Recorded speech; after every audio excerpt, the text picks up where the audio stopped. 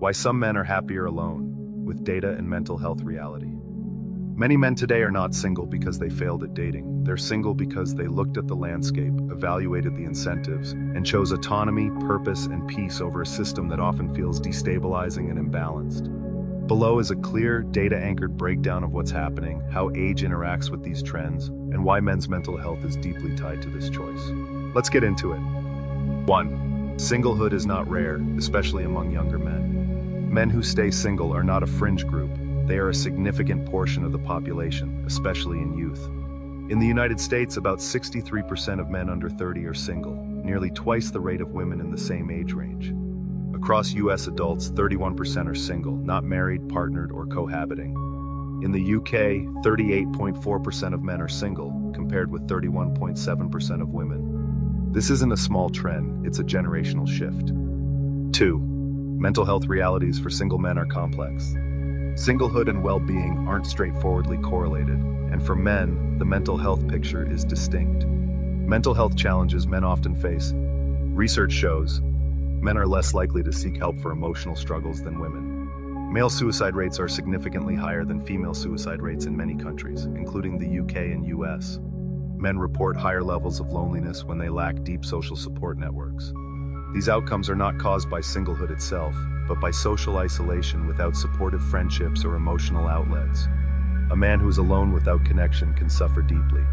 A man who is alone by choice with rich purpose and peer support can thrive. The distinction matters. Why some single men report better well-being. When a man intentionally chooses solitude and builds social competence outside of romantic dependency, he often benefits from emotional autonomy, not having his mood controlled by someone else's reactions. Reduced conflict stress, fewer unpredictable emotional disputes. Growth in self-reliance, confidence derived from handling life's challenges directly. These protective factors can offset the loneliness risk that social scientists often see. Age and experience change the equation. Men's attitudes towards singlehood and mental health often evolve over time. Younger men more often experience involuntary singlehood and loneliness, partly because they lack stable social structures and identity clarity.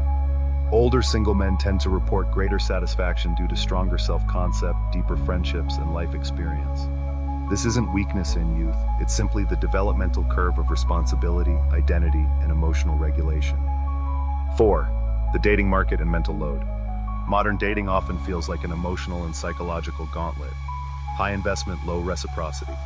Modern dating frequently demands vulnerability without safety, emotional labor without reward, initiation without clear response. This can harm mental health, especially for men socialized to suppress emotions, yet expected to perform emotionally. Emotional cost versus reward. When a man engages emotionally with someone who avoids accountability, reframes boundaries as flaws, treats stability as optional, he ends up depleted, not affirmed. Repeated experiences like this can increase anxiety, reduce self-esteem, create a sense of futility. This is not a personality flaw, it is a response to repeated psychological imbalance. Why some men reject it and choose quiet purpose.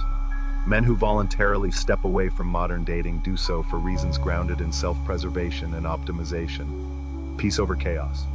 They value routine, discipline, calm, direction. These values are not signs of fear, they are signs of strategic resource management. Maintaining mental health takes energy. Tradition, performance, and conflict drain it. A calm life saves it. Identity coherence. Many men find that relationships, especially early, uncertain ones, require negotiating identity, performing expectations, sacrificing personal standards. Solitude lets them keep a coherent self, one that is aligned internally rather than shaped externally. 6. Singlehood doesn't hurt mental health, lack of meaning does. Here's the core distinction. Single without purpose equals risk for loneliness and distress. Single with purpose equals high psychological integrity. Men who are happiest alone tend to have stable routines, strong friendships, goals that matter, agency over their time. That's not emotional numbness, that's emotional integrity. 7. Statistically speaking, happiness, partnership, and mental health. It's true that married people often report higher average life satisfaction than single people. But averages hide individual trajectories.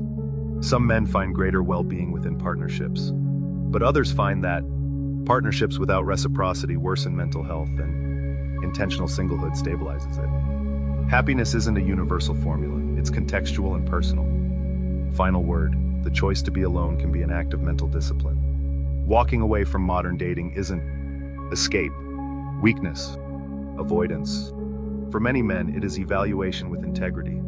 They looked at emotional costs, psychological conditions, personal priorities.